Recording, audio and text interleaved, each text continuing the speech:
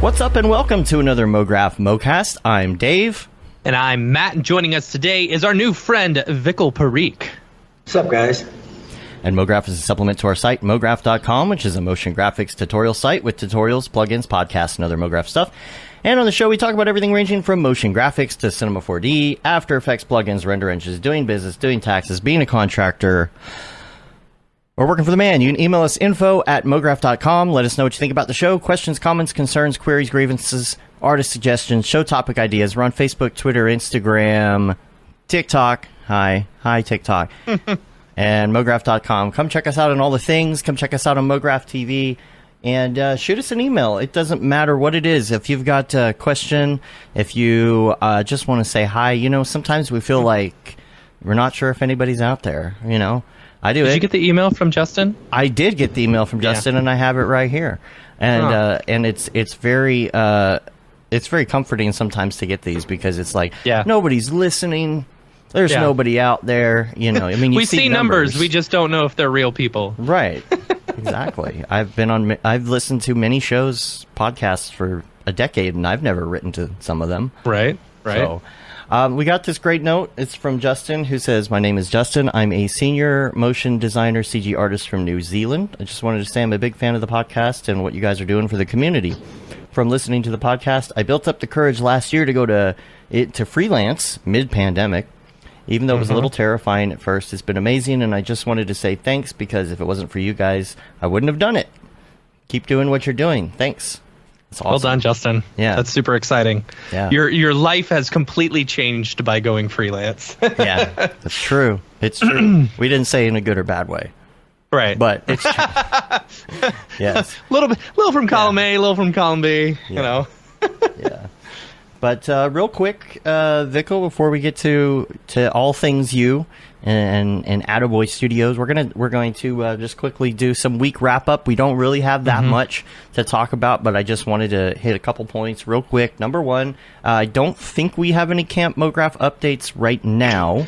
Right? No Camp Mograph updates yet. Just I think from last week it was ticket sales are April 20th at noon Eastern time. So make sure you set a calendar invite for that, and make sure and mark it, because otherwise if you try and wait like a minute or two later, I have a feeling there's not going to be any tickets left. So what day of the week is that? Do you know?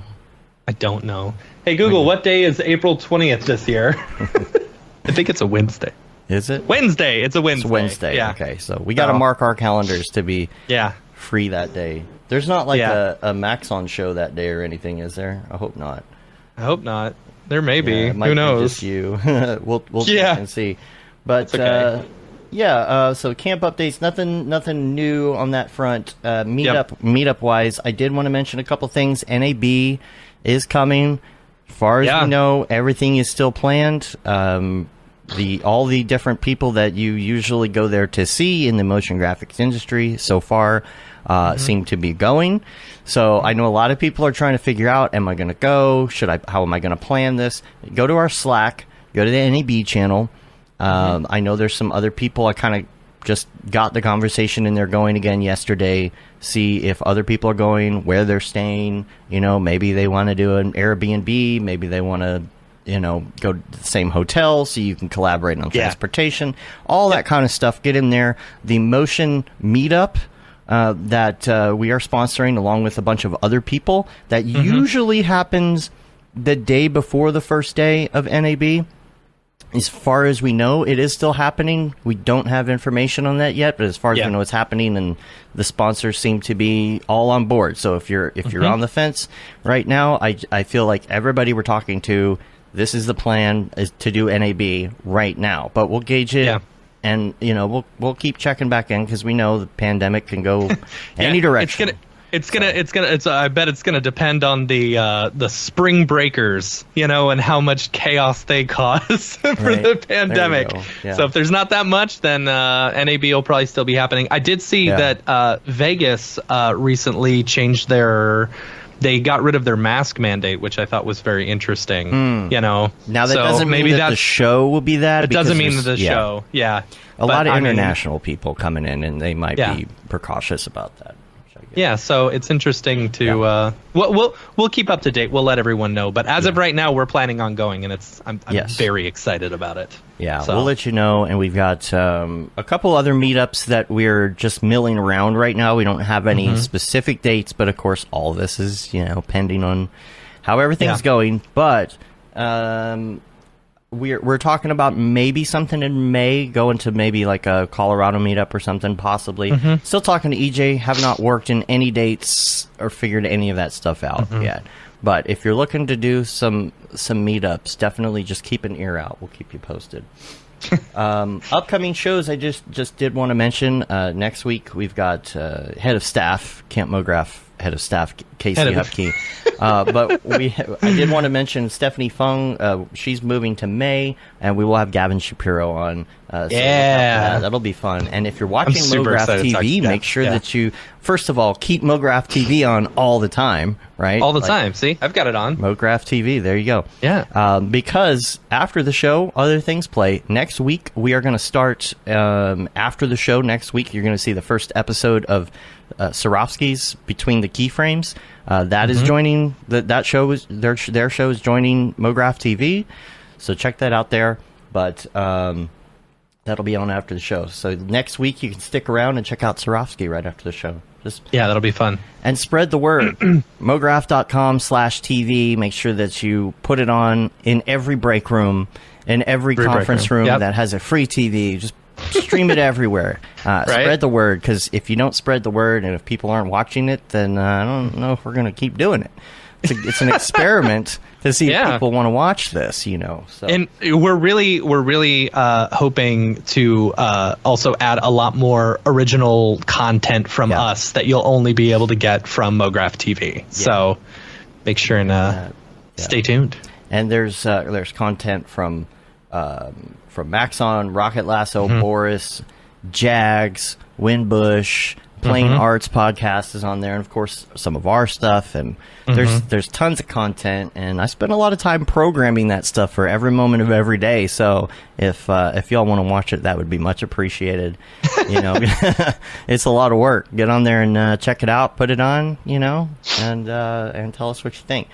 And then lastly, classes, the brush up class, spread the word. Anybody who wants to learn Procreate, now's the time. It's always the time. Yeah, it's always the time. I've been working on a project. I'm not sure if I mentioned this last week, but I've been working on a project for the past few weeks, and the entire thing is done in Procreate, and I wouldn't have been able to do it without this workshop or without that class. Yeah. Mograph TV. If it's something you want to watch later, everything is available on those sponsors' YouTube channels, and also it is rewindable up to 12 hours. So yeah, and then that's all you get. After that, it's gone. It's live. It's like CNN, or watching a news show. If you just put it on, you catch something. You can always catch the replay of it on those people's YouTube channels. So eventually, we will actually have an interactive schedule where you can click and find those things and bookmark them. We're just not to that point yet. Got to get that that programming done. Right. But, so that, check out Brush Up, check out Creating the Unreal, and Stop Being Afraid of Houdini. That's all I got for week wrap-up stuff. So, yeah. And we get like the slew of people every Monday morning who are like, I got stuff for the drop for you. Yeah. And it's all coming in right now. Let's Vikkal, let's get to you. Let's talk about you and your career. And start from the beginning, as we usually do. So tell us about yourself. We have not met in person before, and that's why this is a little bit different. We don't know anything about you, and I think that's kind of good sometimes, Yeah. Yeah, thanks for having me on the show, guys. And yes, we haven't met in person, but that's the reality these days. So, my career started out of school. I went to SCAD back then they had this thing called computer arts program where it wasn't specific motion design or 3D you pretty much learn a little bit of everything.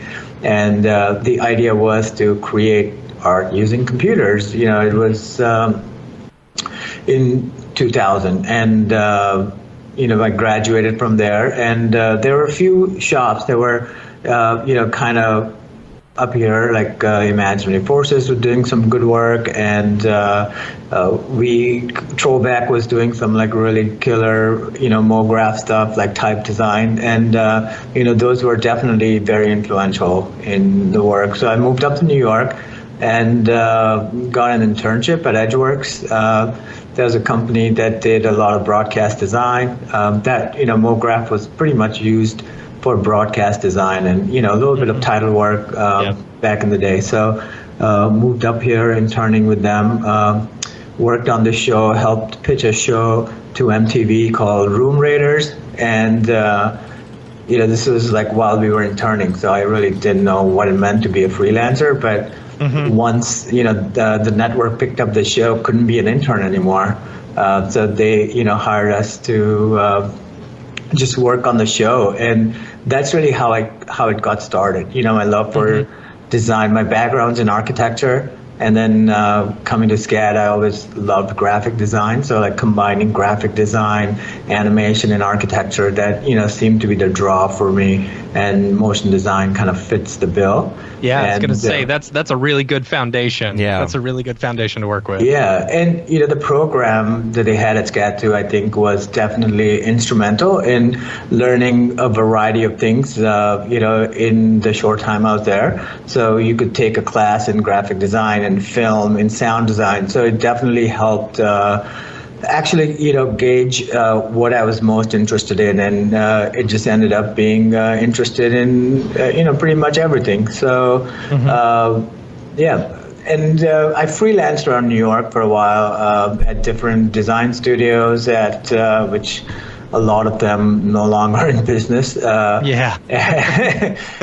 at ad agencies, and finally settled at this post-production place, which mainly delved in editorial, called Red Car.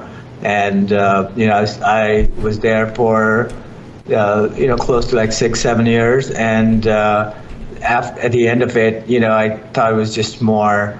It made more sense to start out on my own. A, because I always wanted to, and B, there's once you were working at a shop, I think sometimes you get stuck in the rut of doing the same thing over and over, and you can't find partners to actually risk it. So I felt, starting Attaboy, I could take those risks. I could, try to diversify what I worked on, and take things in my own hands, and that really helped. At Attaboy, I was able to experiment with mixed media, using live action, started directing, animating, and then finally overseeing the talented pool of people that we have at Attaboy, and helping the daily creative direction, and all in all, just creating some good stuff for good partners, and making it enjoyable. So let's go back to the beginning a little bit, because you mentioned the architecture stuff. So yeah, let's go back. First of all, you were born in Mumbai, is that right? That's correct. And so since you were in architecture first, did you feel like were you drawn to that specifically to start, and was it something technical or artistic that drew you to it? I think it was more about creation. I think learning 3D softwares and starting to build these, virtual environments. I think that was the biggest draw in concepting and creating. And then, we used to work in Rhino 3D and create this like really ornate models, and moving on to 3D Studio Max and flying the camera through. I thought that was a very cool way of visualizing a space, and like how light would create areas of light and darkness, and how that would affect this space. I think that was an interesting study in my mind, and I definitely wanted to explore that further. And I think that's why specializing in computer arts seemed like the right thing to do at the time, because that just gave us the canvas to play with. So, did you work in? You mentioned 3D Studio Max, and I know a lot of architectural design people, especially from if you think like the year 2000, around that era.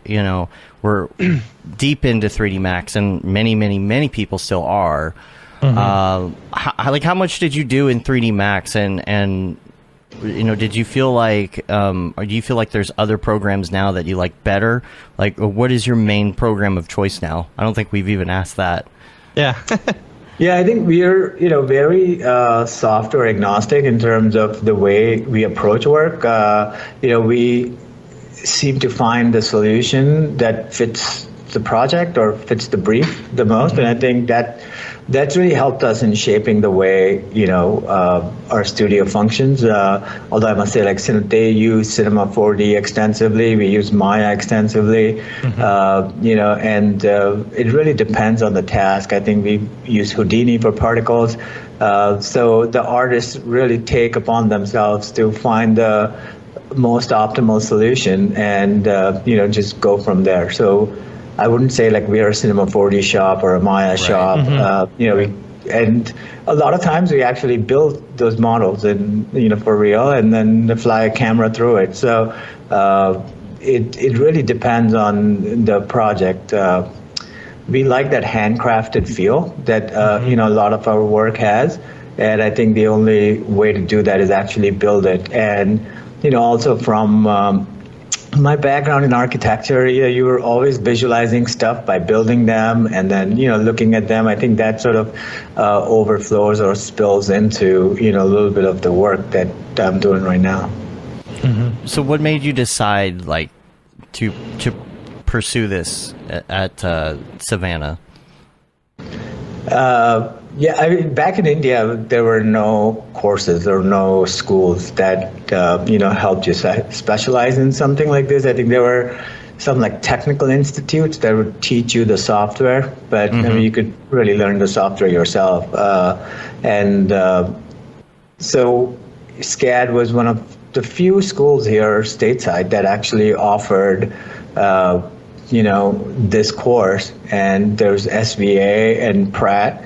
But coming from a coastal town, I was lured by the geographical location of Savannah, and thought by the ocean, and it was kind of nice actually being in a small town and not having come to New York. I don't know what it would be if I straight up just came to New York and went to school here and worked here. Just being in Savannah, helped me sort of soak in the culture. I think that was the biggest learning point. And the South is definitely more welcoming than New York. So that's a huge contrast between those two towns. Did you? So you worked freelance after that, right? Like what did you do right when you got out of college? What was your first step? Yeah, so right out of college, I got an internship at Edgeworks, right. And while I was there like a weekend, the producer was like, "Hey, we have to pitch this show to MTV." So to me and my, another intern, they're like, "Do you guys have some ideas? We'll pay you $500 if you want to work the weekend." Nice. So at that point, you're like, "Yeah, sure, whatever." It helps me pay the rent. So we pitched a few ideas, and they really picked one of the ideas we worked on for Room Raiders. And they, I think like 2 weeks later, they said, "Hey, the show that you guys helped pitch, I think MTV is going to do it. And so we need you guys to build out the entire graphics package." Nice. And there are a couple of freelancers that you can use to build it out. So, we worked with the creative director at the time to develop that. But, after that, I think that was the internship, we graduated from interns to freelancers. Right. And just went from, that show ran for like 3 seasons. I left it after the second season because it was just the same thing over and over. Right. So from there, I freelanced Trollback, Perception, like a ton of places. And at agencies like Y&R, I worked at Y&R for like almost a year, and then eventually decided that I wanted to find a place to call it home, and Red Car came into my life right around that time, and they provided like really, great foundation. Like there were advertising clientele that were coming in for editorial. Motion design was fairly new at the point, so just having access to people bouncing ideas off, I think we really did well. Like being a small team, we were able to knock out like a lot of cool work in the advertising realm, and I think that was really the foundation for Attaboy. So that was 2006-7 era, right? Yeah, 2006-7, more like 8-9, yeah. So before GPU rendering was like really way before GPU, yeah. Which really isn't that long ago, but it feels like we've been doing GPU forever now. Forever, yeah. So did that? I'm assuming that kind of like helped through that era, helped you really like accelerate what you were working on. Did you end up moving to GPU renders? Are you using like what? Yeah, now we use GPU rendering. We were doing Maya and Arnold for a while, so that was mainly CPU. But once we sort of incorporated Cinema 4D, into the pipeline, and started rendering with like Redshift, and I think like GPU rendering has definitely taken over now, and we can't see how we can go back. Talk to me about Red Car and Redhead, and its relationship to Attaboy. I'm a little confused about that. Well, that was back in that was back in 2009. I'm sorry, I don't know. I don't know Red Car. It's like eons ago. It was a post-production editorial facility, and in the early 2000s, like it was one of the biggest in the advertising scenes. I think they had one in Dallas. They had one in Dallas too. Which is now like I think people have moved over and rebranded it, and it's called Republic. Okay. But sounds familiar. Yeah. So they did some really, really cool stuff, like Super Bowl commercials, like editorial, and they had some top of the line editors there. But back then they would consider what we did, like design and animation, part of finishing. And I think like that, at that point, they needed someone that would come up with ideas for like end tags or title animation within the commercials, or animated type for the commercial. And I think it helped having some motion designer in-house, and I sort of came in, and at first it was just me, and then we grew into a few people, and we rebranded ourselves as Redhead, with the aim of trying to do more narrative stuff. Let's tell a story using animation, using design, motion design, and really push our agenda there. But I think just the way the company was set up, I don't think it was very conducive to move ourselves and our careers forward. So I think we disbanded, and I started Attaboy almost 10 years ago, and just trying to evolve myself and the work I'm involved in more storytelling, narrative capacity, where we started doing the entire commercials or entire videos from start to finish under one roof. Yeah, and it's looking at the work for Attaboy. It's a wide variety of both fully animated and live action stuff as well. Correct. Which I think is very cool, being able to have such a wide variety of work for the studio.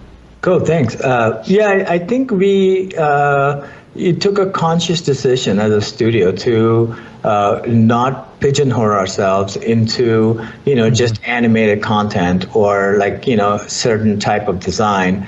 I think we were starting to see briefs, and partners were, bringing opportunities to us where we were able to incorporate live action and animation. And, we didn't really see a lot of that happening back then. So, and with my architectural background, working with props and working with, art directed live action, I think that really appealed to me. And we have some like really talented directors now that do everything from food photography to storytelling, like documentary style storytelling, to motion design.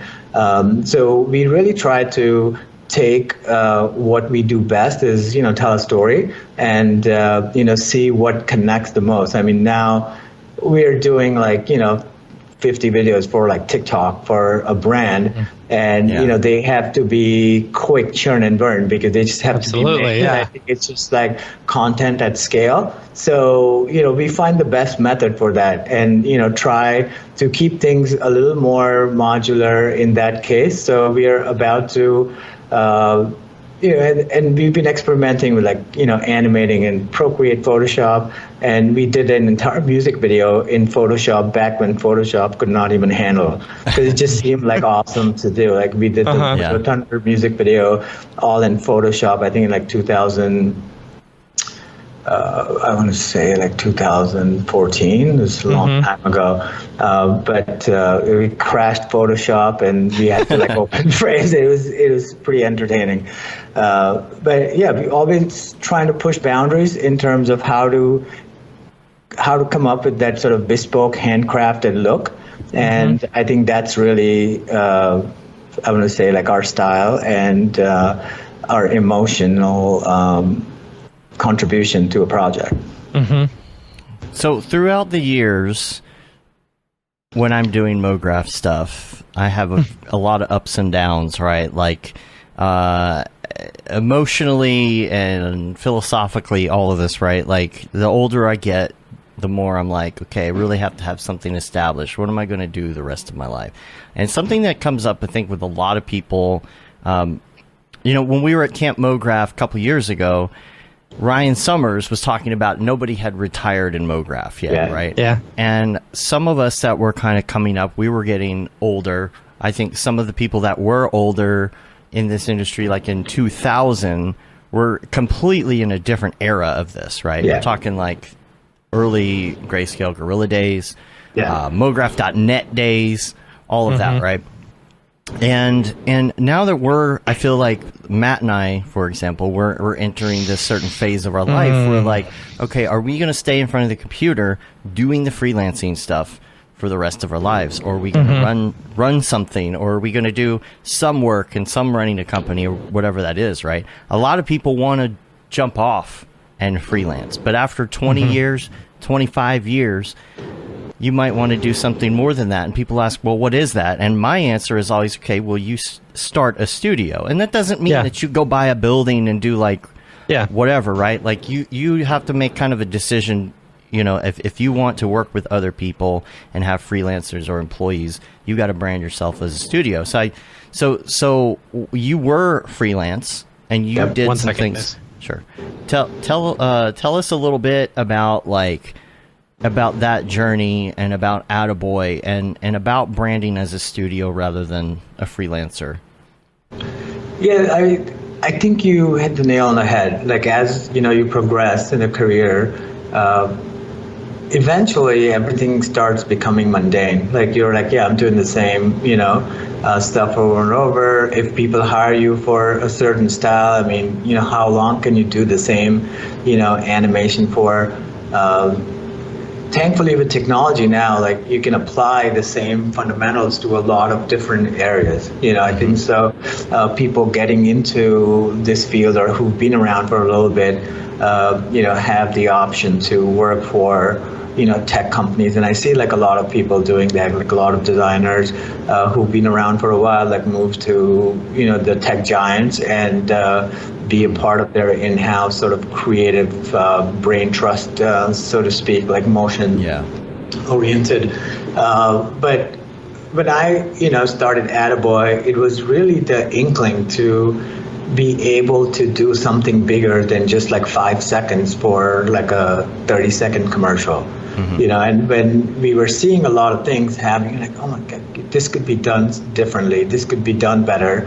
And so instead of just, like bickering about it, I thought, I was younger and I was like, hey, my wife was very encouraging and we were like, let's give this a shot. Like if I can do something differently and if I can do something that resonates with, not only commission work, but we did a bunch of not-for-profit work for nonprofits, for UN, for Shared Hope, for care organization, and I think just trying to tell a story and help a brand to sort of share their philosophy, story, brand with their audiences. I think in a way that we think they could connect the best. I think that's really what we wanted to bring to the table. And I think we still continue doing it.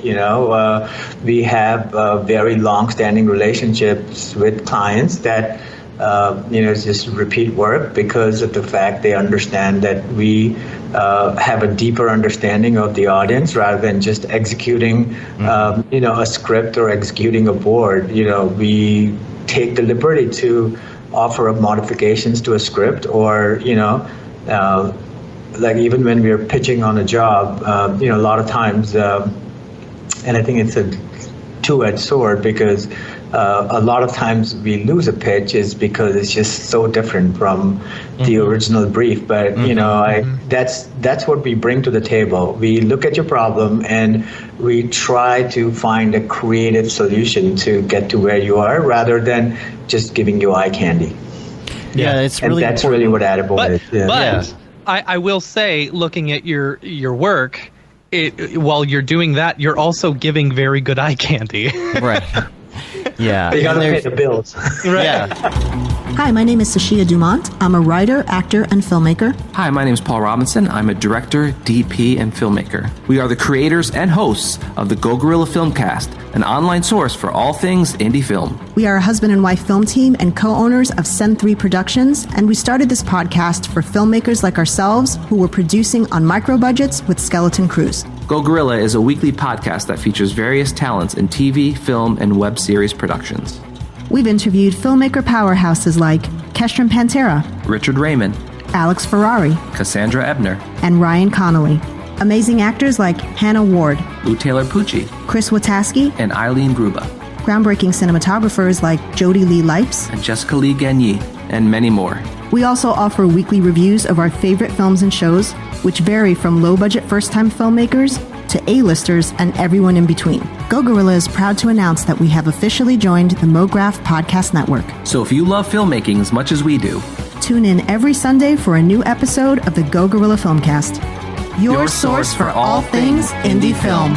Now available on the Mograph Podcast Network.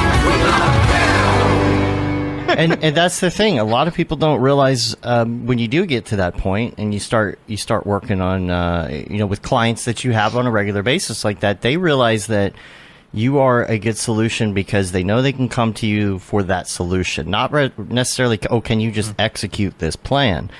How are you going to execute it, and are you going to be able to come up with a good solution? And one thing that you have to do as either a freelancer or a studio or a small studio is be able to handle that variety.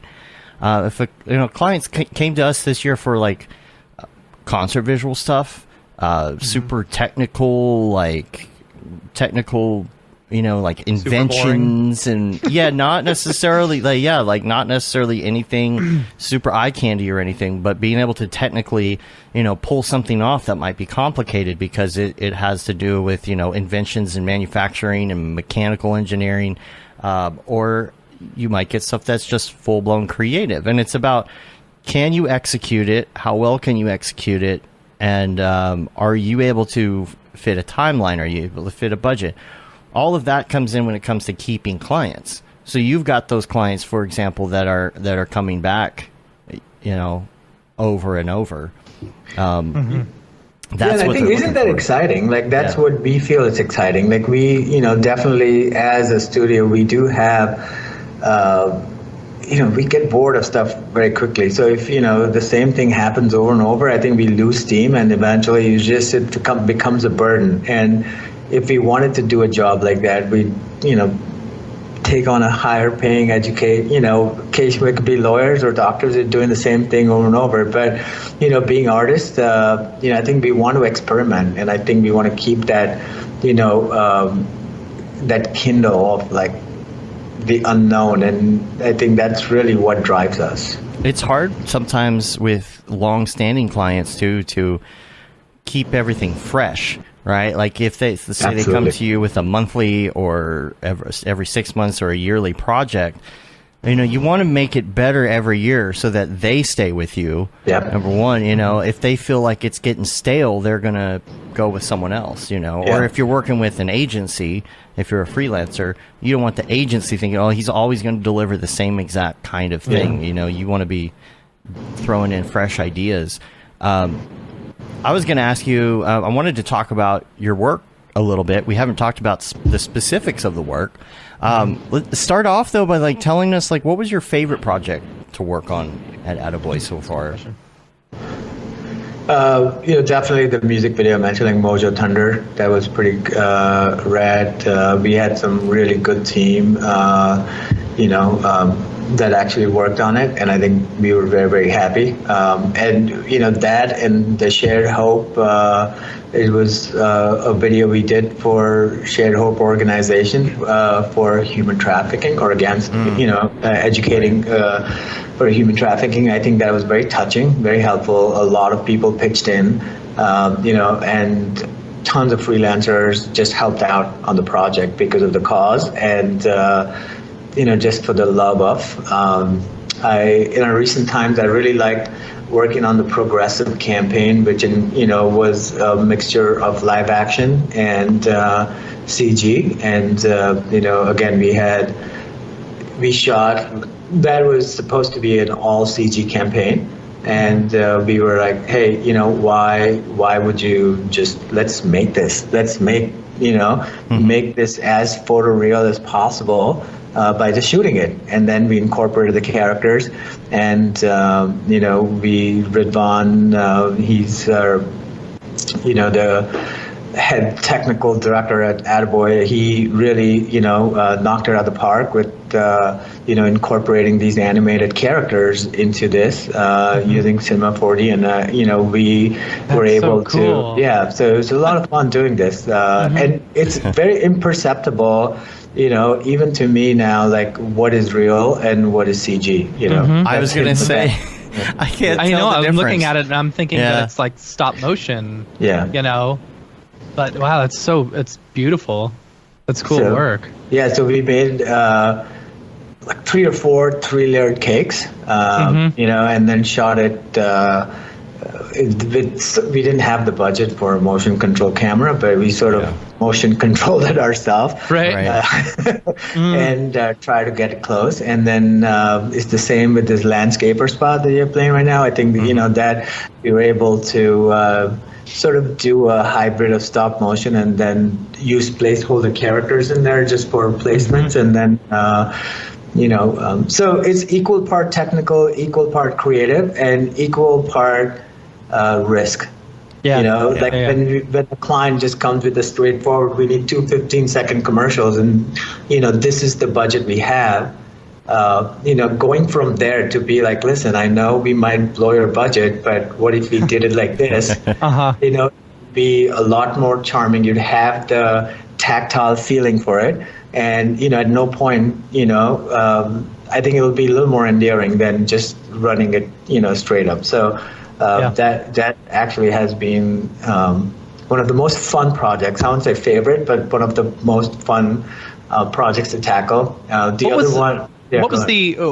What inspired you to go mix of live action versus just building the entire thing in 3D? Because, the 3D has gotten so good nowadays that you could probably recreate that relatively easily, especially with you already putting the 3D characters. Yeah. And don't get me wrong, it's beautiful, and I think the way that you did it was perfection. But why the choice to go that way versus doing the whole thing 3D? I think it's the imperfections that shooting it brings, and it's just very natural when you build it. It's very handcrafted, and those imperfections lend to character. Whereas if you do it in 3D, you have to design those imperfections to make it feel. And so to me, I feel like that organic,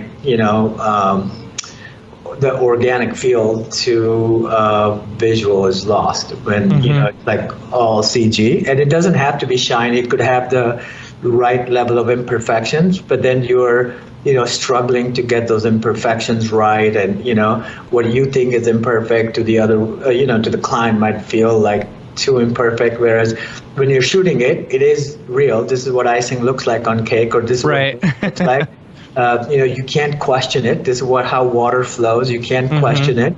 And so just incorporating these characters, which are, not to scale, almost, that just feels, natural to be accomplished in CG. Yeah, that makes sense. Talk to me about Mojo Thunder. I'm very interested in, how do you pitch something like that? So we, pitched this band, actually. So our friends at Mophonic Music used to represent this band, and they wanted to do a music video, and they had a very limited budget. So they were like, hey, would you like to collaborate? And, their sound was awesome. And so we were like, yeah, let's do it. And, we pitched this sort of grungy film noir kind of look and feel.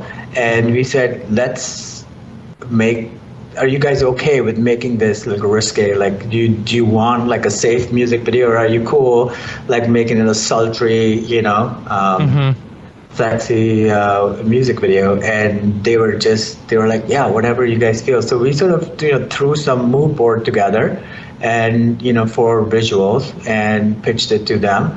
And then we got Chris Mark and Benji to come on board to help us, animate, and they fucking killed it. They really did a fantastic job, taking that sort of vision and a story that we had come up with, and then sort of, executing it to perfection, adding twists. And we had tons of talent that actually pitched in to help out. The music video, and someone would take on 5 seconds, someone took on 10 seconds. Someone was like, hey, I'd like to do this little scene, and you're like, cool, let's do it. So we had this mishmash of style in it, and then we sort of did a once over to make everything sort of blend perfectly. Wow. So visually it's black and white and it's all the same, but when you look at the animation style, it's very different. One of our 3D, actually the alligator scene, one of the 3D artists was like, I've never cell animated before and I'd like to try. So he did the entire scene in 3D. And then he traced on it with Photoshop to match the brush strokes and color. So, I think... so that was the charm of this video, different techniques coming together, make it visually feel, very similar. And just the, variety of artists that worked on it was fantastic. Was that the piece that was entirely done in Photoshop? Yeah. Oh my God. Nice. That was just brutal. That's amazing. That's amazing. Yeah. My Siri is answering for some reason. That was weird. She just popped up and said, That was weird. Okay, so that was what I was going to ask you, if it was Photoshop or Procreate or This was before Procreate. Yeah, that's way before Procreate. Yeah. Yeah, and what about the stuff you've been working on lately? I see a lot of illustrative work. I got to go down here. You have so much on your Instagram. It's great. Yeah. The variety here, I'm actually going to bring it up here. I'm going to start at the beginning before I go to that one and just show everybody watching. But what's great is having this variety because, like we say and a lot of people say, is make the stuff that have the stuff on your reel that get the work for, right? Like, if you want a certain kind of work, you're not going to get it if it's not on your reel or not on your page or whatever. So you do have like the mix of the live action, you've got the 3D stuff, you've got the full live action, you've got illustrative work. I was going to ask you about this one in particular. I love this style right here. I don't know what the name of this one is. Oh, yeah, this one was Monash. It's so we have partners in New Zealand. They're called Circus, and they've been around as long as we have. And it was a very sort of meeting of the minds kind of a thing. Like someone that was freelancing for us put us in touch with these guys. He worked with them back in New Zealand, and he was like, dude, you should meet these guys. They work very similar to you, just in a different country. And so we just started talking. Like there was no real need for a partnership or but like the more we started talking, I think just the way we approach it and our motto, like make it not the same, like that really resonated with each other. So this was done by Circus for them. It was all done in Maya, rendered to make it feel like 2D and Toon-like. Amazing. But it's just the design of these characters and how they are able to bring like little charm and expression using even dots. Like it's just fantastic. I love those guys. The way they're animators, and Christian, he's the creative director there. He's just fantastic. When you're doing 3D for 2D, I feel like the real test is if you can pause on a frame and say, that doesn't look 3D at all to me, right? And I feel like that's kind of what this looks like when you see the stills on Instagram. Like this one here, it feels like it is full-blown like 2D, like someone drew that, in Procreate or something. And when you see it animated, you're like, wow, that actually was done. I guess you said using Maya, right? Yep. They use Maya. Yeah, that's great.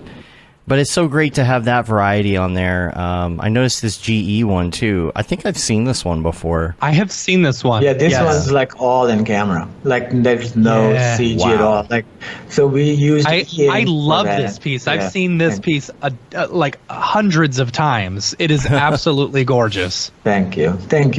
Yeah, this was, again, that labor of love sort of situation. And this was, they wanted to like combine, faking a hand, using paper craft in the background to build the GE ecosystem. And then we figured out to use e-ink to connect circuits. And so as you connect the circuit, so that pen is like a special pen. That was the pen was the biggest problem. Like it was easy to search on Google, but then it was not available anywhere, and we had to import it from Japan. Like the manufacturer, they had stopped making it, and they had 20 left. And so we said, okay, just give us all 20. That's so we had to sort of rely that this pen would work, until it got here. But it worked beautifully. And we were able to, build the circuits, build these paper craft little machines, and, just shot it with a single take. There are a couple of edits in there, just because we were limited in the budget to like rent a big studio. So we just shot it in our studio, and we were able to build 3 different sets, but we couldn't line them up because then there was no room for camera. So they were like 6 feet table. So we just shot, those 3 tables separately and then, pieced it together. And so all the lights and all the movements from everything, is that all practical? That's all 100% practical. That's beautiful. Yeah. How do you like, who'd you get to like actually do the programming and animation on all the, because it's not like you connect it and then the lights just come on. Yeah, that's how it is. You connect it and then there's an animation. There's like an animation, like so they cascade on. That's beautiful. It's a combination of 2. So there's a nice behind the scenes in there too. So, my very good friend of mine, he's out in California. He was the one that actually did all the paper craft. They cut out these layouts with CNC machines, so they were like super straight, laser cut, fast. And then we connected them in a circuit, in a way that they would come on together. But just like you pointed, that, you know, if you connected a circuit, the entire building lights would go on at the same time, and it wouldn't look as interesting. So what we had to do is put like separate bulbs in each window, and in behind the scenes, actually, you can see him crawled under the table with like 15 little switches. And then we, like, you know, before we do, so this was a single take. So when we were, you know, doing rehearsals, we were like, all right, we're going to land here. And then he's just going to, like, 3 of them were like, tick, tick, tick, tick, tick, you know, like sort of turning the lights on. And that's how it came. A lot of it, like in the windmill, the smaller buildings, that was all like single light source. So we were able to turn them on, you know, just using like the e-ink, like circuit finish. So what did you do what did you do for different takes? Because you had to connect the circuits. Did you have to start over and make a new piece every time? Right. Yeah. So that we, and, you know, so we thought about how are we going to do this, right? So if you look at it, there's a little pathway, and it's very imperceptible. Yeah. So you see there's a little pathway. Oh, nice. And that pathway, the e-ink works only on a certain type of paper. And then if we put the entire sheet of paper, we'd have to change the entire sheet. But instead, we just made this little pathway that the hand model would trace on. And then between takes, we just, you know, we had multiple pathways cut with the CNC machine. So we just take it off, put on a new one, and then do another take. Smart. Wow. How many takes did it take? Yeah. Oh my God, a lot. I think we sort of lost count. The worst was that car. The car did not want to behave itself. Yeah, because it had to come, and we wanted to stop at a certain point, and it just, you know, it just had too much momentum. It would like crash, or it would not take off. So like that one, I mean, we had like 20 wasted takes and just one good take, and that's the one we used. Wow. So, yeah, I think we like inflicting pain on ourselves, right? You know? But that's what, you know, makes like waking up and going to work exciting. Absolutely, it's a beautiful piece. Yeah. Thank you. I saw it's a VaynerMedia. That's not. That's not Vayner. Gary Vaynerchuk. Yeah, that's Is it Gary V's? Okay, I was going to ask. All right. Yeah. So. So they were involved in that project too. What was the involvement there? They were the agency. So he came to them. They work as a social media agency for them. Oh, okay, interesting. I did not know that. Huh. Yeah, they've been doing pretty cool stuff. Like they've grown. Like in the past 5 years, I think they've grown substantially, and they won a lot of accounts from traditional agencies. It's just like the way like Gary V works, you know, like he's like very boom, boom, boom, get it done. Doesn't work, move on. Like, you know, you don't sit and like dwell on like building a multi-billion-dollar company. Yeah. Got to buy the jets one way or another. Yeah, I know. Is he there yet? Right. I don't know. They're pretty cheap right now. So, what do you plan on doing moving forward? I'm curious if y'all ever plan on doing anything like a short, like an independent thing there besides client work. Yeah, in essence, we are a fairly small studio, like compared to like a lot of, you know, if you compare us to like Buck or Mill or whatever, I think, you know, we're fairly small. And we have a really focused team that works on stuff. So we have all intentions of doing it, but it just gets hard, you know, and work gets in the way. But the intentions are there. We have a couple of things. They are short documentaries that are in the works. Sports doc that are in the works, and so that's our first sort of thing we want to knock out this year. And then just in terms of like animated content, Circus is pitching a movie, and so we'll see how that goes. So that's really where we are. We are also focusing a little more on like virtual production and trying to get like Unreal into this sort of live action pipeline.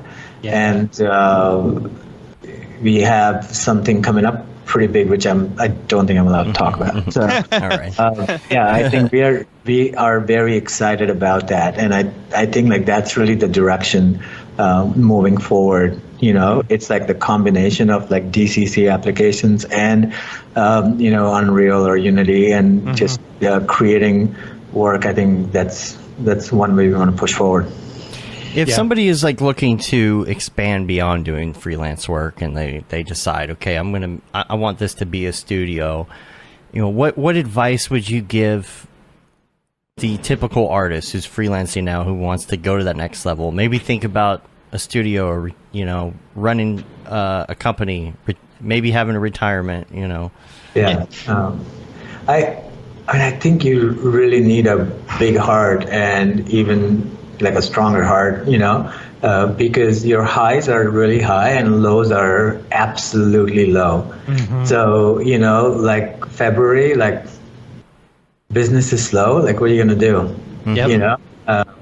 And you still have the bills to pay, and you still have, past real estate to pay for, and, but you want to keep the talent. So I think like, if you have the right team with you, and I truly believe, I absolutely truly believe, like we have an incredible team at Attaboy, and they're all, very dedicated to our art. They're very dedicated to what we do and the company, and believe in each other. And so find yourself a really good team. Don't try to do it all on your own.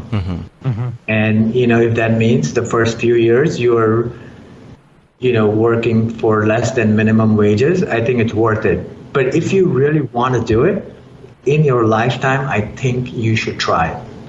Like, do not, don't like when you're 60 years old, like be like, shit, I should have done it. Don't ever get that old. Like I would say, like, it is something worth risking everything for, because it's an incredible journey. You will learn things that you never expected to learn. You will morph into something that you never expected to morph. I mean, you're making 20 decisions a day. And it depends. Like some are financial, some are creative, some are business, and you wouldn't get that opportunity if you were just wearing your headphones and just so if you really have that feeling from the bottom of your heart, I think you should go for it. Yeah, it's tough making that decision, because you're like, do I want to manage a team and invoices and all the other things that go along with the business part of running a studio? Or do you want to? Some people just want to be that person with the headphones on, and but if that's the case, then probably the best place to retire is working for somebody, right? Because then you can just do the work. But yeah, I know that's probably something that's on a lot of people's minds, is where is this going now that this industry has been around, and this industry is something you could maybe retire on. It's really maturing. I feel like this industry is definitely maturing, and I'm happy to have been a part of it. Even in the growing stages, and now when it's like, you can have a business plan and you have a business model, while being in this industry. Whereas like 20 years ago, if you said you were a motion designer and you're starting a studio, we'd be like, dude, what's your business plan? Like, how many commercials are you going to make it? So but yeah, it's not for everyone, but I think everyone must try it once. I agree. I think a lot of people too would ask the question, like, if they came into this industry from graphic design and not necessarily like anything cinematic or any sort of video, I think if somebody is looking to go that direction and have that live action variety, and they're going into maybe starting their own studio, a good thing to do is also to have a partnership with somebody who shoots and really gets in that, because you can do that stuff yourself. You could rent a camera, you could rent all the gear or whatever, but somebody who does it on a daily basis is a good partner to have in that situation. Just finding those pieces of the puzzle that fit. You don't have to. I know a lot of people want to say everybody is an employee, not a contractor. Everybody here has a position and does, and we do all of it. We do everything. You want to shoot a documentary, we can do that.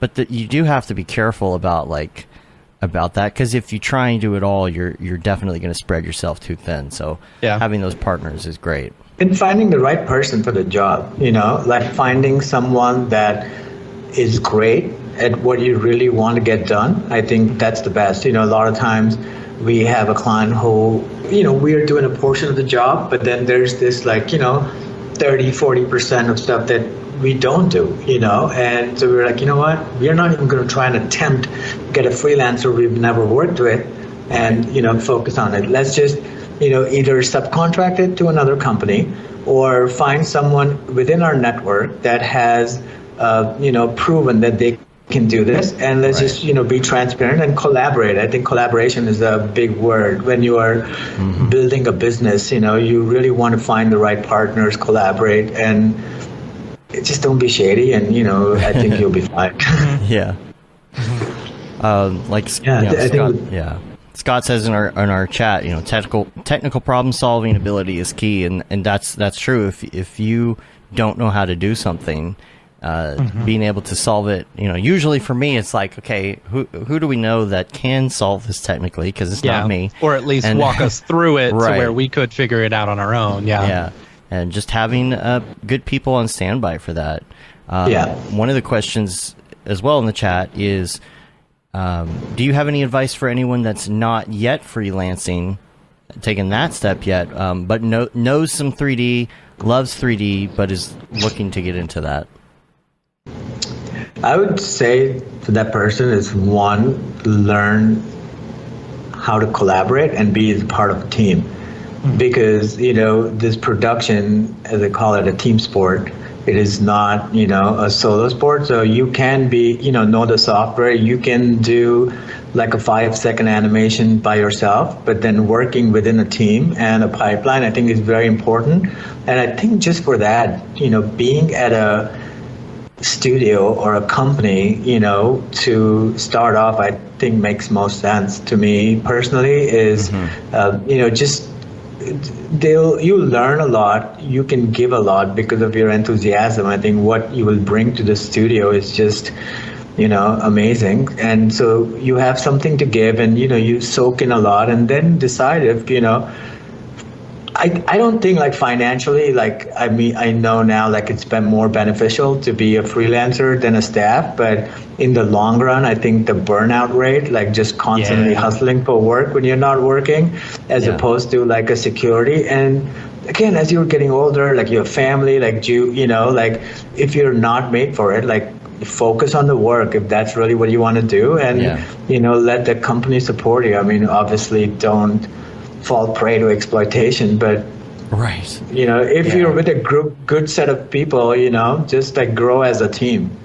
If you haven't worked in the industry at all before, and you're straight out of college, it's hard to go direct freelance without having some experience, not just in the 3D, a little more 3D experience if you need that, but also experience working with other people and understanding how clients work and how a project works. If you're not used to that whole experience from beginning to end, it's going to be really hard to go freelance, just not knowing what to offer them. So going somewhere first and really getting a feel for it is a great idea.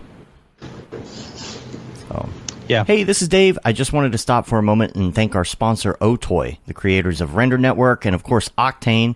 But I don't have to tell you that. You know who they are.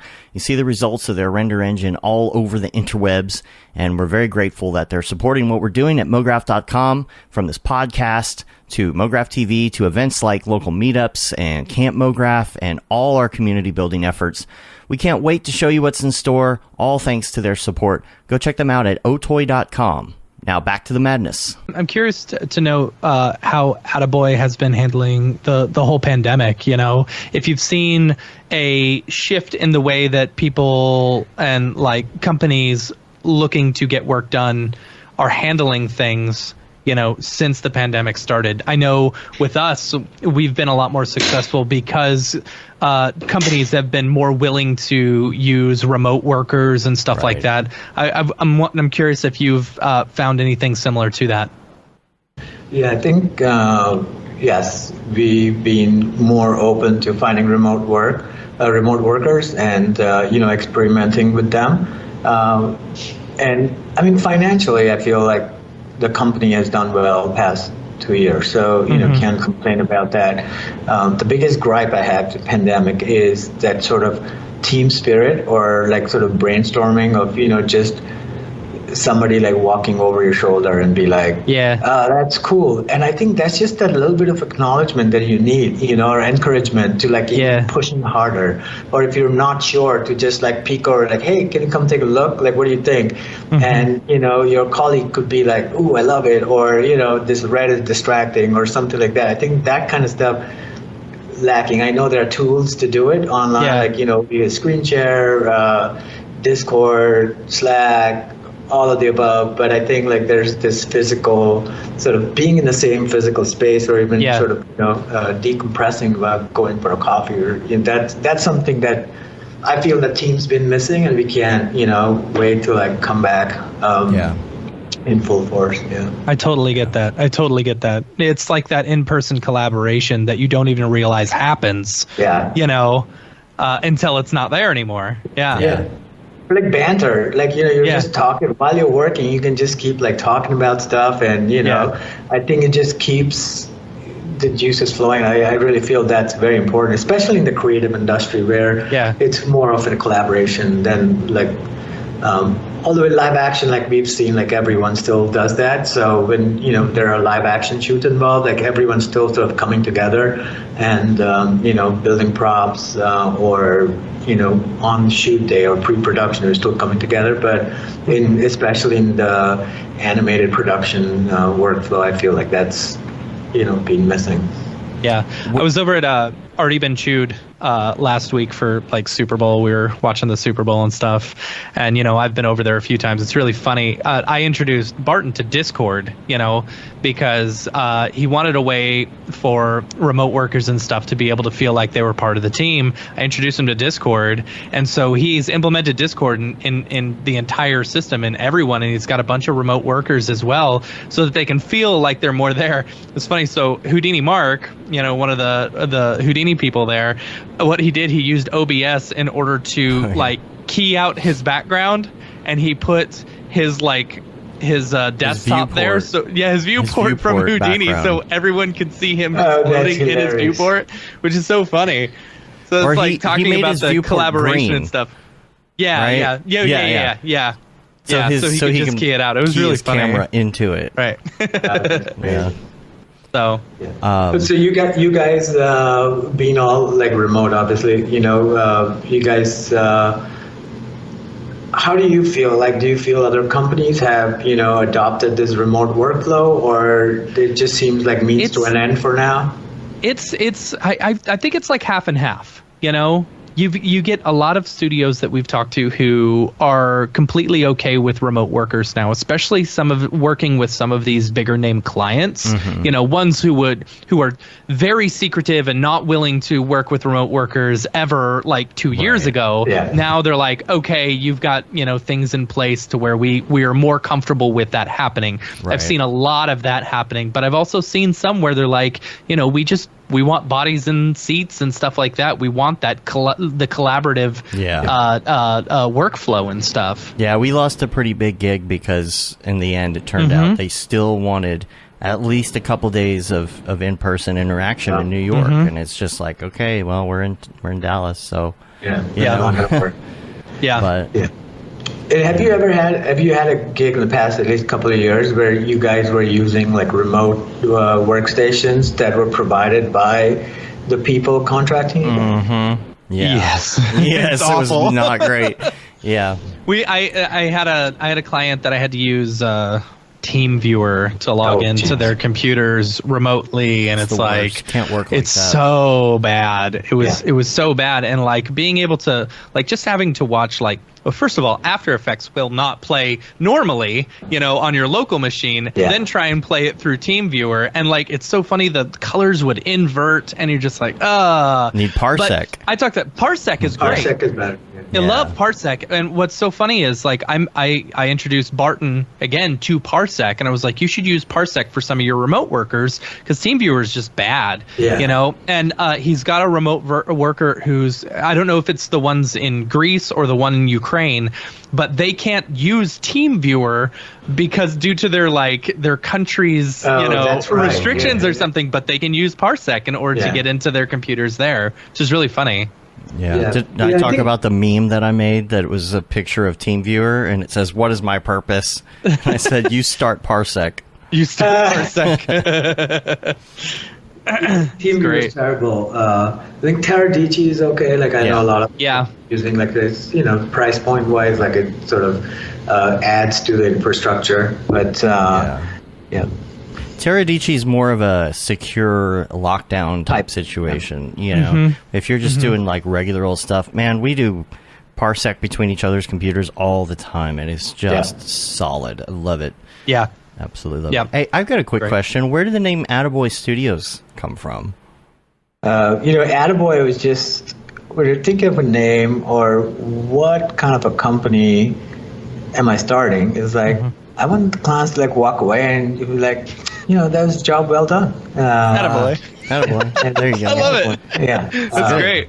Yeah. So I think it's just the ideology. Like we really, want to be good collaborators, and it may not be like the, Emmy Award winning stuff or like Super Bowl commercials, but, when a client comes to us with certain expectations, we definitely beat them. And I think that's really our motto, is that we try to up the ante every time they come. And we've seen that, like clients, we've grown our clientele over and over. We don't have a huge, like a long list of like people we worked with once, but we have a long list of people we work over and over.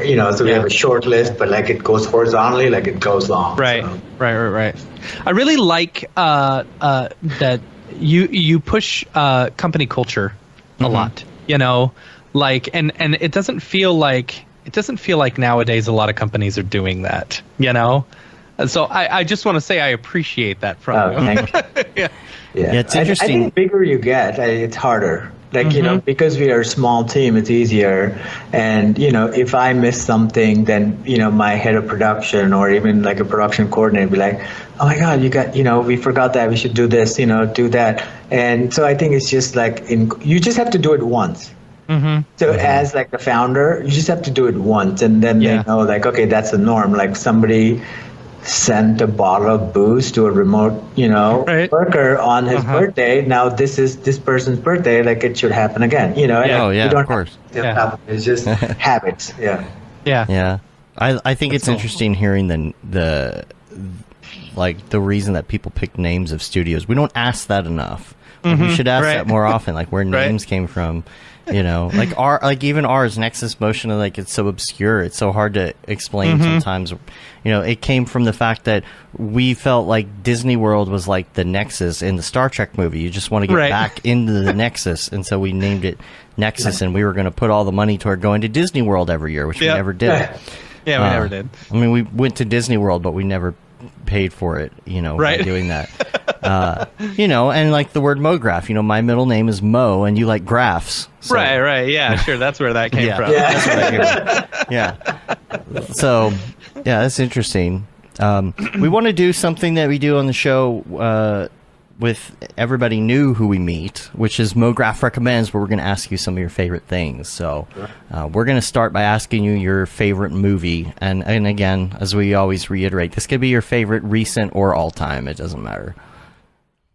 I think my favorite movie is the first Matrix. That really made me do what I do right now. Yeah. How do you feel about the newest one? Yeah. It was terrible. No. Yeah. I think they should have. Yeah. No worries. Are you a fan of the second and the third one? Because I feel like that really determines whether you. Yeah, I loved all three, and there were flaws and plot holes or too complex, but I still love them. Okay. But I think this one is not groundbreaking enough. Which is funny because that's like a thing that they say in the movie, where it has to be groundbreaking, which I think it's funny. Yeah, so I didn't really, I think what you come to expect of a movie, like a franchise, is basically what you walk away with after, watching it the first time. And if you can't recreate that experience, this movie would have been great if they would have named it something else. Right. It could be something else, and it could have been great. But I think it carries so much baggage that then you're trying to plus it. So I think there was too much context that didn't follow through. And I think that although I did love watching it, like every single moment I was watching, I was like, oh my God, I'm young again watching the movie. Right. But at the end of it, I walked away not. I was like, I hope they don't do a series of it, which I think they're not. But Yeah. I personally loved it. I feel like it. I did, yeah. I felt like it had the perfect amount of nostalgia as well as telling a new story based off of the previous, iterations and stuff. I liked it. Yeah. Well, that's movies for you. Like I love Scarface too. Yeah. What about TV show? TV shows are tricky. I really like the experience of like Breaking Bad, like Ozark, like those kind of shows. I think they just like keep you, on the edge of your seats to watch. But they seem to be doing so many of them, and they just keep getting better. So like it's hard to like name an all-time favorite. But I'm still waiting to watch the final season of Ozark. I don't know if you guys have seen it. I haven't even seen the first. Seen the first? No. Yeah. I hear good things. And Better Call Saul's coming back too. For the final season. Yeah, I love that too. Like they did such a good job. I almost like that a little more than Breaking Bad. I feel the same. I think a lot of people. I was listening to the radio the other day and just hopped in the car just by chance. They were talking about the new season of Better Call Saul coming up, and he said the exact same thing. He's like, I think it's kind of better than Breaking Bad, and I was like, kind of agreeing with that. The writing is great. Interesting. So, yeah, the acting is great. The writing is great. I mean, I think they like really kind of nailed it. Yeah. How about favorite music, in front and not in front of the computer? So obviously coming from India, like Bollywood music, really listen to a lot of Bollywood music. But I like Sufi, qawwalis. They're Nusrat Fateh Ali Khan. I think you should Google him. I think it's very moody. And although they are, his traditional qawwalis are kind of religious, but I think they have a really good sort of tune to them. I love Indian classical. I used to DJ, so I still like trance music. Yeah. But I have 3 little kids, so now I'm just listening to crap. Yeah, I'm right there with you. Yeah. Right there with you. A lot of crap. Baby Shark and... my God, not even worse. Yeah. There's a fart song. My son, please, if you have kids, do not make them listen. They love that. Yeah. And oh man, I'm scared now. Yeah. Anything from Coco Melon. Yeah. Oh, yeah. Gosh, awful. Oh, the Coco Melon. Animation. You gotta get those guys there. Like how the fuck are they? They're doing such. I saw a video the other day that said why Coco Melon is so popular, and it's because there's well, first of all, I hate the camera moves. I think they're awful. Like composition, whatever. It's like they're the problem is every shot's a camera move. Every shot is a camera move, and they're like 1 second long. And so they're constantly cutting between all these different camera moves. It's keeping children's attention, on the screen versus some of these other shows that are like 3, 4, 5 seconds in between shots. It's like the kids don't have a chance to look away because it's constantly changing every second. You're right. Like even like the characters, they kind of like jump at you. They can like go back and like move around. I think you're right. Oh, constant energy. Yeah. ruining their attention spans from the beginning. Right. Right. Yeah. So music's a tough one. Like it's from like a variety of influences. But yeah, it's very mood driven. Do you listen to podcasts? A few of them. I really like the Obsessed show by Josh Miles. Have you guys heard of that? It's like design-driven show. So I like that one. Not much, like a lot, Rev Think has a podcast that I watch. I really know those guys. And then just some news. So a lot of news. Yeah. Besides render engines, what is your favorite plugin? It's a tough one. Mm-hmm. How about a Starglow? Starglow, okay. That's a good one. That's a good one. Yeah. No, to be really honest, like I haven't been on the box enough now to but I definitely like keep abreast and play around with plugins, but I haven't like put any through any production pipeline, so it's really hard to I don't feel qualified enough anymore to say that. Well, then what about app? If you pick up your phone, what's your muscle memory app? Slack. Nice. Slack, okay. Yeah. All right, that's Are you a glutton for punishment like me, where you leave all your notifications on Slack? Oh my God, it's crazy. Yeah. Like including even my kids now, like, Dad, your Slack is going off the chain. Yeah. Mm-hmm. Oh yeah, but yeah, I like Slack. I try to incorporate that within the workflow too. So a lot of we were using like Asana. By we I should just say like me was using Asana for like organizing projects and stuff like that. But I really been starting to use like Calendar with Slack to like try and like collaborate that. So then I'm not looking at like calendar invites and Slack or to-do lists and just like use Slack, and then like it basically everything will pop up like boom boom boom boom boom, and that's one communication that you have with yourself and others. I've had so many studios that I've worked with lately who are using Slack, in order to communicate. And I have to say, it's fantastic. Yeah. It's as simple as it is. It's a fantastic tool for being able to work collaboratively. Yeah. And I think if you have like the paid version, I think they have like really good, like, like we were talking about like collaboration, like you can do a quick huddle, like, hey, let's just like keep talking while we work, and we sort through this problem. So they have that, like just do the same with the video. So I think it's a great little tool. It's amazing. Absolutely. Yeah. How about video games? Are you into video games? I haven't played enough video games, no. It's more like in real life games. Tell us about the Qriket Club. Yeah, played that enough either. I think I took a little break after my third kid because it was just too much to handle. Yeah. And then the pandemic came, and so like it's been like 5 years since I've been on a cricket field. Oh, man. I can't wait to get back. I think our team's like completely changed now, like from back when we were to like everyone's like moved away, and new people have moved in. So, but growing up in South Asia, I don't think you can get away from cricket. Like so there's like food, there's cricket, and then there's religion. Like those three things. Yeah. Like I think people are so passionate about that it's crazy. Yeah, it's got to be a little bit harder to find a cricket field here.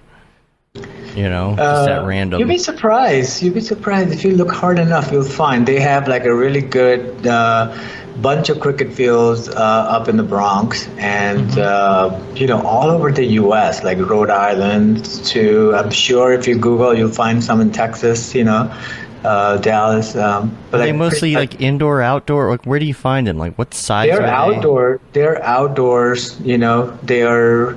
A lot of them are part-time cricket fields and then part-time baseball batting cages. So like they sort of do both, or like soccer fields, and then you have a pitch in the middle. So it's just a dry bit of land, and then you have green all around, and it's dry just so that the ball can bounce on it. And you have like two players that go back and forth. Yeah, I gotcha. I follow a guy on TikTok who does the grass for for a cricket field. Oh my It's God. very interesting to watch that. Yeah, it is interesting. I mean, there's such a science to it. It's crazy. Yeah. Like you just think like, yeah, flatten that shit, but there's Right? there's so much that goes to it. Like this is slow, this is fast. I don't know. I'm more passionate about it when I was younger. As I get older, I'm like, yeah, whatever. Well, the last on our list is your favorite life hack, and this could be something funny or something useful. It doesn't matter. And our example is always Mitch Myers. Turn the toaster on its side for some bomb-ass grilled cheese. You have anything like that? Yeah, I think my life hack is to plan your day the day before or the night before. Yeah, And that's good. I think once I started doing that, and I don't think it's like that groundbreaking, but I think I didn't do it for a very, very long time. And like I think, since pandemic, I felt like my task list stuff, I was just like felt like I was procrastinating a lot. So I think just setting up your day the day before is like the most important things that you want to crank out. And I usually do it, right before bed. And then anything else that comes up in the day, like unless it's, earth shattering, that'll go to the next day. I completely agree with that. I feel like anytime that I'm feeling overwhelmed with like, gosh, there's so much to do and I don't really have a game plan, either if it's just for one day or the next couple days or even the next 5 days, like on a Sunday night, if I sit down and I just regroup and get that list and get the calendar up, like I feel so much better before I go to bed. Yeah. And you don't have to pack your day either, to be really honest. Like if it's not important, I really am a big proponent of procrastination because, if it's not that important, why should you like give your leisure or, some sort of mental space to like something that can be cranked out in like 2 seconds under pressure? Right.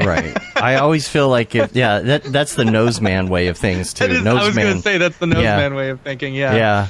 And there's like something about your day, like, I don't know, a meeting, I understand, you have to kind of get the exact time, but, I do like to think, okay, well, usually this takes me about an hour, so put it down for 2 hours. If I've got to go running for an hour, hour and a half, consider that 3 hours, just try and pad it so you don't feel bad at the end of the day that you didn't hit all those things. Like, I just was always feeling bad that I didn't hit those points and I didn't do those things on time, and it's like, dude, no, it's going to take you an hour, but it's also going to take you 30 minutes to go get something to drink and go use the restroom and go upstairs and get your stuff together and get a phone call. Like, don't put down, anytime there's a 30-minute meeting in your calendar, just assume it's an hour. Yep. That kind of a thing. So then you're basically adding buffer and you are building in that sort of, free time. Yeah. And you won't hate yourself at the end of the day. I know. Good life hack. Good life hack. Good life Totally good. Love it. All right. Are we ready to do the drop, Matt? Yeah, it'll be a quick one, but let's go into it. All right, here we go. The drop. Is this the fucking mic? Drop. This is exactly what I should be doing.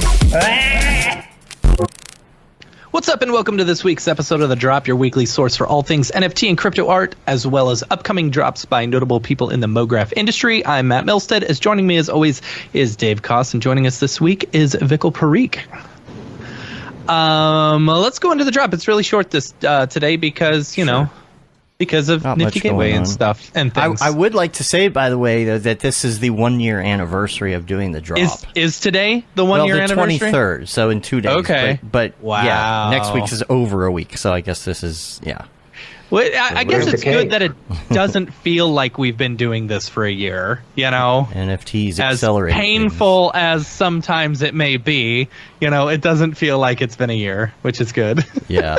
It's last year at this time is when it was it was already blowing up before February, but in my head, February of 2021 is when everything went ballistic in NFTs, and all of our friends just, that's when the Get Nifty Discord started happening and all of that. So pretty amazing. Yeah. So I had my Beeple listed.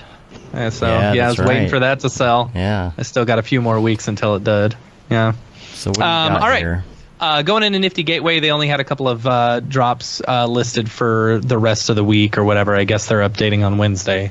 We should just change the date of the drop from now on. Yeah, right. Get a full week. But okay, so on the 21st tonight, there's Micah Johnson and Bonhams. Interesting little stuff. I didn't really see much more than this. Interested to see more. Yeah, little tease. Wish they'd give me a little bit more, but that's okay. But that's tonight. Tomorrow on Nifty Gateway, there's Edward Ov. Which this one looks cool. I really love the colors. Yeah, super cool. Those are Blake Catherine colors. Those are Blake Catherine colors. Yeah. So really cool looking stuff. Excited about that one. And then next up is Lyle Owerko. I'm not sure if I'm saying that correctly. But this piece, I think Lyle has done a drop before. I'm not 100% sure. I think Lyle is a physical artist who's doing NFTs. Don't quote me on it. Yeah, but so that's a physical piece that boombox. Right. I wonder if there's a 3D integration. Like, what is the deal there? Yeah, I don't know.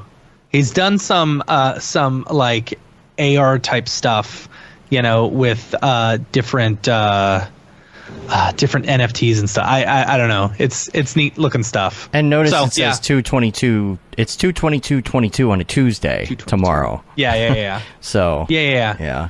So yeah, he's doing. Oh, okay. So I'm looking at his Twitter right now. He's got like a 3D spin of these boom boxes and stuff like that. So yeah. Gotcha. Yeah. So cool stuff. Yeah, that's all I've got for Nifty Gateway right now.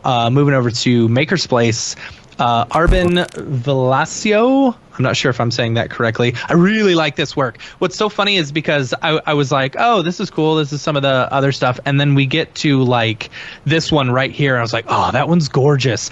I was either on TikTok or I was either on TikTok or Reddit the other day, like literally yesterday, and I saw one of these pieces that they had posted, and I was like, I just got mesmerized by it, just watching it over and over and over again. I was like, okay, this is a really good artist. I really like this one. I really like the work.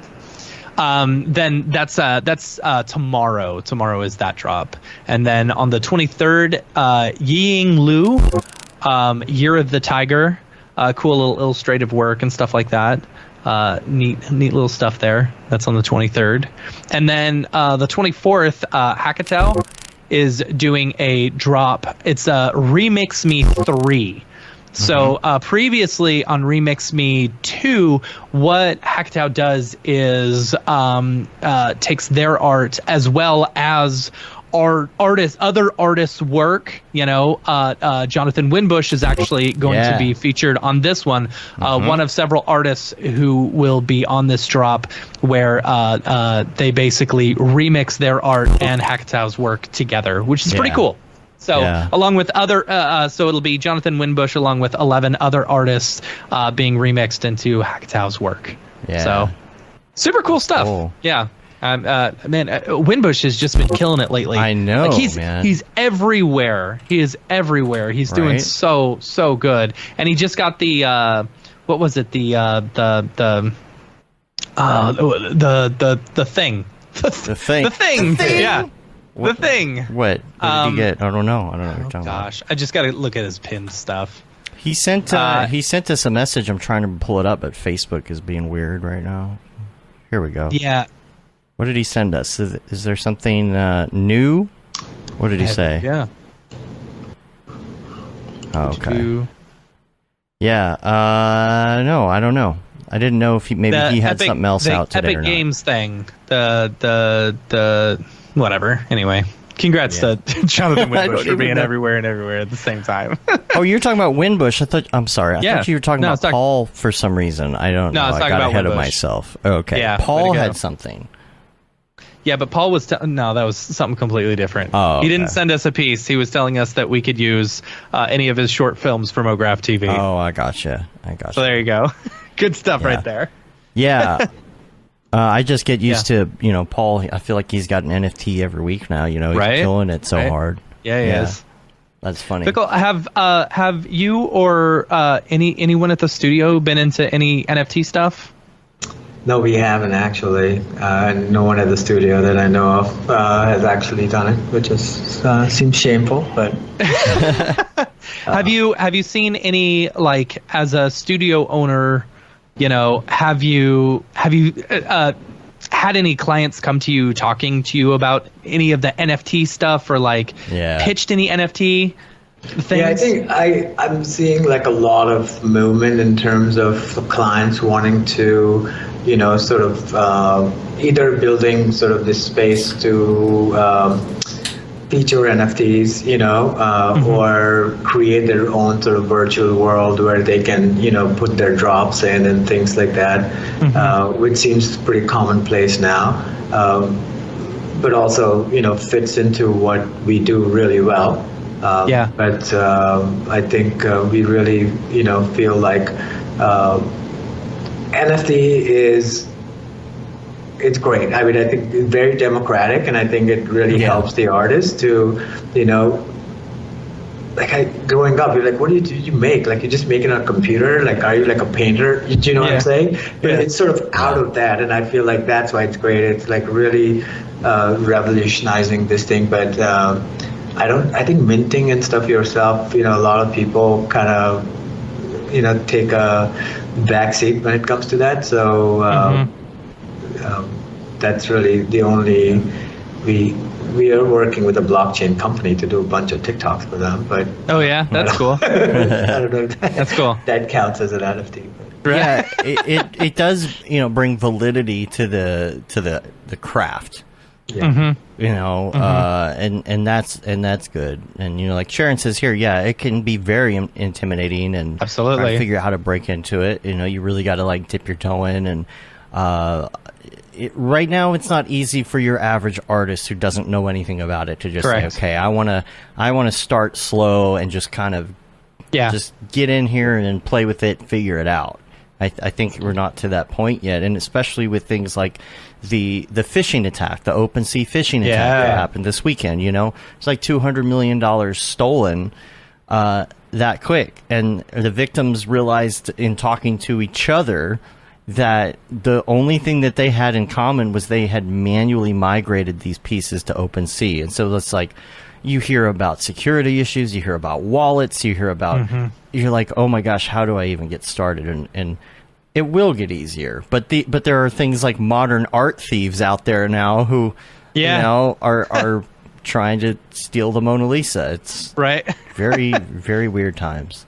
Yeah, and even like right now, people that are selling like NFTs for, a certain amount, I think they've done like a huge amount of groundwork before they even got into art. So it's like very community driven. So I feel like if you're not like completely invested in the community and, you're not in sync with the community, it's very hard for artists to like go out and be like, all right, here's my piece of art, put it up on, any of the platforms or exchanges and be like, let's, sell it. I think that you have to put that, I would say like PR, but more like, you gotta have a name for it. Community, yeah. And I think it's the community engagement, like engagement within you, whether it's like even buying like a new artist that you really like, or, just encouraging other people to go on. I think you have to be a part of that dialogue to, be successful. Yeah, I think that would be a good episode to have. Like Sharon says in the chat here, she's got the wallet and the art. What's next? It's like, you don't want to sell all of it. You want to put it out there, see what's popular, sell one or two of your favorite pieces. There's a whole thing behind promoting it and all of that. You have to make kind of a dedicated jump into that. Say, I'm going to commit this much time to it for maybe the next 6 months and see how it goes. Because otherwise, it's just like you just post it and then it never sells and there's no promo around it. You have to do that. So, I really hope that this is this sort of matures fast, and before like all the conglomerates like sort of try to like get in this space and take it away from the artists. I feel like this is our moment to shine. This is our moment to this is artists being geeks and being like tech developers and starting Google, like people really did it. Like, so I think that it's very important. Yeah, I agree. Completely agree. And you guys are doing a great job, I must say. Like, hearing your podcast and really building into this, I feel like you're definitely fostering that community, and especially from like the motion design aspect of it, like every month. It's very educating. Like everything, you guys talk about is spot on, like regarding NFT or even conversations you guys have with artists. I think very poignant. I appreciate that. Appreciate that. Yeah. And that's what we're hoping that we can keep going now that the pandemic is, kind of brought, these meetups to a screeching halt is keeping that community thing going, despite not being able to meet each other in person and all of that fun stuff. But yeah, it's really interesting also being in this space, and being an artist, and the whole reason I got into NFTs in the first place is because I love art and I love, a bunch of different artists' work, and I've always wanted to be able to collect something so much more than just buying a print, And for me, having that smart contract, which is basically the certificate of authenticity for it, I thought was fantastic. I could now own people's work. I could now own, another one of my favorite artists. And that to me was really cool. And coming from the art background and an appreciator of art, an art connoisseur, like I enjoyed that. And it's weird going on like Reddit and seeing people just bash NFTs and stuff, and seeing it as this like, this money laundering scheme and stuff. And it's like, okay, you're looking at it not from the artist's perspective, like you're looking at it from a completely, uninformed perspective, and it's like, people are making livings off of this. You're going there and saying, okay, so they there was an article about the OpenSea, they stole $17 million worth of work, and the first comment was, oh, so they didn't steal anything. It's like, no, that artwork had value and stuff like that. I have a pool in my background to prove that NFTs actually make money. And it's like, I don't know, it's frustrating. I wonder if physical artists back in like, Picasso's day or something like that had to struggle with actually saying, no, this is a legitimate form of, they would be like, that style work he's doing is just, Yeah. It's very easy to bash the NFT industry as a whole if you don't fully understand some of the aspects. At least try and understand it a little bit before completely stepping on it. That's. But I think like it's people that commoditize art are the ones bashing it, and I have to be, like people that like you call yourself an art connoisseur, like they are not the bashers. I think like the Wall Street or people that are into crypto exchange, like they are the ones that are bashing it because they don't understand the community behind it. Right. And I think once and people within the community are not. So I just think it needs to be wider, bigger, and to legitimize and. When Wall Street's bashing, like you arrived, like I think it's kind of real. Like it's not going to go away like that. So that just needs to happen fast. Yeah. I think what's going to be one of the biggest changes, like right now, you get some of these game companies who are talking about NFTs, and you get a bunch of gamers who are very pissed about that. Yeah. I think what's going to happen is NFTs are going to be rebranded as something else. And people who are like, oh no, this isn't an NFT, this is a smart contract or something like that. Where the phrase NFT it's basically the same thing, but they're going to rebrand it into something that sounds a lot more magical. And then people are going to be like, oh yeah, cool, I'm on board. It's like right now, what's the difference between Nintendo selling you a digital copy of a Link to the Past, Zelda A Link to the Past versus an NFT? Right? It's still a digital good. The only thing that the NFT has with it is that smart contract saying that you're the one who owns it. It's the only difference. I don't know. It's like that Xbox games that when you bought a CD, you could also download it on your, it's very similar to that. Like you owned it, you put it on USB, it's for yours to keep, But It's just like now there's a validity to it. Yeah, absolutely. And I think once a marketplace comes up where you can buy, like, especially with video games, I would think that gamers would be all about this, because that gives them the ability to buy a digital copy of the video game, have it associated with your wallet, and then if you want to turn around and resell it, you can. Yeah. Or even things like the whatever goes along with it, right? All your digital pieces, like your downloadable content from your games are less less verified than a blockchain transaction. So it's the same thing, really. Yeah. When you think and the about number it, of times I've bought Zelda: A Link to the Past on so many different versions of Nintendo stuff, I would love to be able to purchase it once and be able to transfer it anywhere I go. True. So, anyway. It's video game. I feel like is the one industry where like this NFT art, like the art based, I think can easily translate into, and it could provide like a perfect platform. So that's like the if thing. They, kind of make it open source, so that it would be a perfect platform for artists to, not only feature, sell like fashion, art, technology. They can all sort of come together, and storytelling with gameplay. I think it's amazing. Yeah, it's amazing that the industry that's going to benefit from it the most, which I think is the video game industry, is actually a lot of the ones that are like kind of naysaying it right now. I really think that's going to change. When you can get an NFT in the GTL app or whatever GTFO file, you can link that to whatever game you're playing, and your digital goods, and your clothing, and your armor, and all that stuff is going to happen.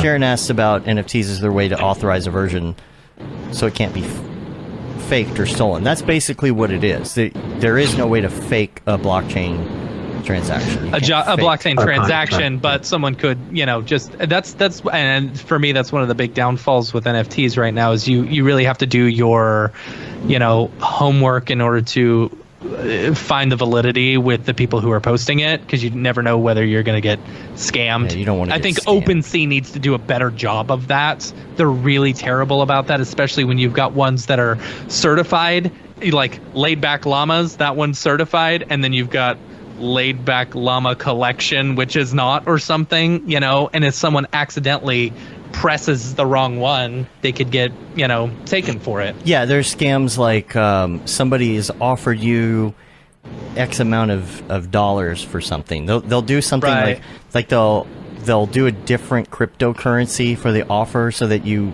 don't look quick enough, and you're like, oh, five ETH, yeah. Oh, it's not 5 ETH. That's $5 dollary dues or something. Yeah. You just have to be very careful. So you really have to do a lot of homework, make sure that you understand it, do one little piece at a time. Start with something simple, start with a small amount of money, start with a easy piece of artwork, maybe not your best art for your first minting, just so you get an understanding. So. And it's going to get easier. It will get easier. I know it will. That's for sure. So, look who's here.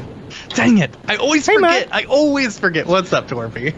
How's it going? Sorry I missed you last week. I was buying a Valentine's Day card for my lady friend. It said, I'm mutts about you. Then we had a romantic carriage ride down in Central Bark. Yeah. I see you met Eardrop Ostrich last week. He's pretty shy, isn't he? Yeah, he's very shy. After the OpenSea hack, he really has his head in the sand. I knew that was coming. Yep. All right.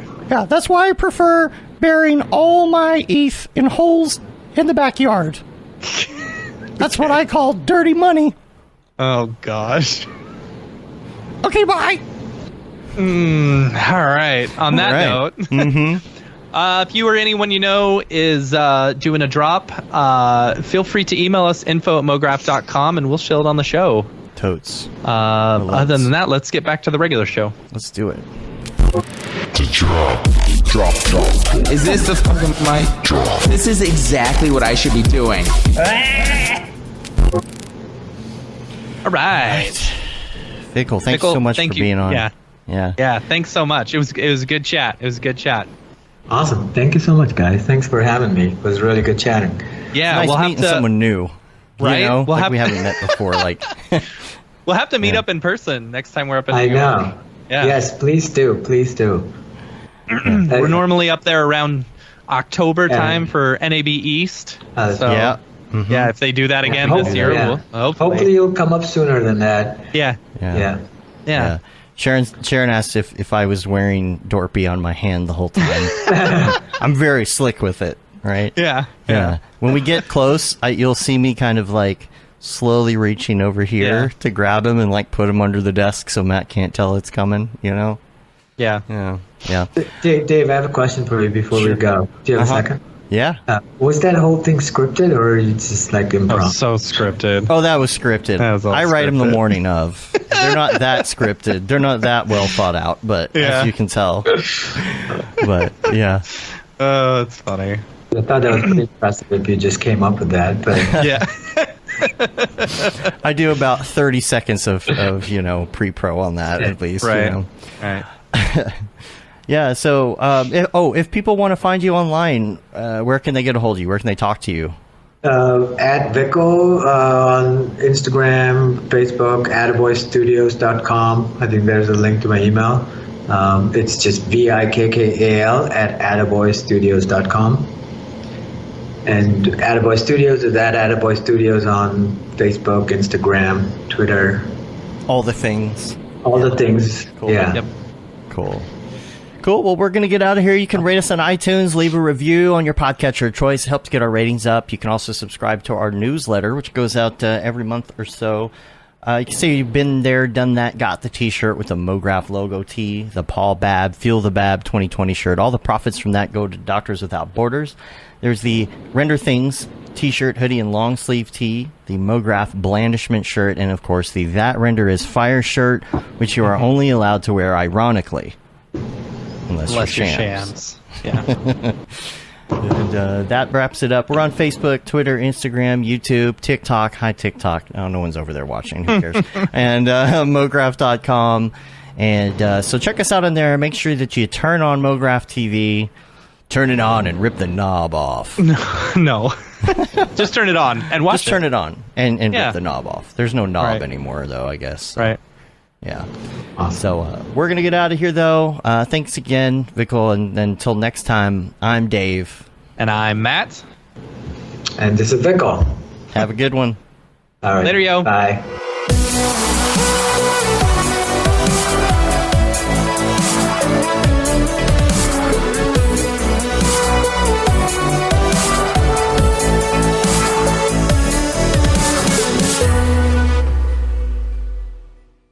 Pretty good, I guess. Mograph.com, an online resource for motion graphic artists. Start your week with the Mograph Podcast. Industry news, interviews with your favorite artists, and terrible humor. Watch live shows and interviews from Mograph events like NAB, SIGGRAPH, Half-Res, and local meetups. Our Mograph Talks feature live demos and motivation from artists all around the world. Sometimes you gotta make stuff that you're not gonna put on your reel, and I'm not here to judge. What if Rick and Morty show up for the countdown at midnight? That's where I peaked in life, in my career. We gotta stop this thing, Rick! It's gonna kill us all! Hear from the people that create your software, design your render engines, and artists that are changing the face of modern motion graphics. You get that render done. Yeah, you better frame what? Mograph tutorials and online classes will teach you about Cinema 4D, After Effects, as well as other popular software and render engines. Throw in the HDR Studio, take the render settings, pick the HDR, put in a reflection, and gorgeous. Branch into new software. Learn time-saving tips, techniques, workflows, and lessons that'll keep you up to date in the world of motion design. Oh, brother, those are some of my favorite elves. I love projects that scare me.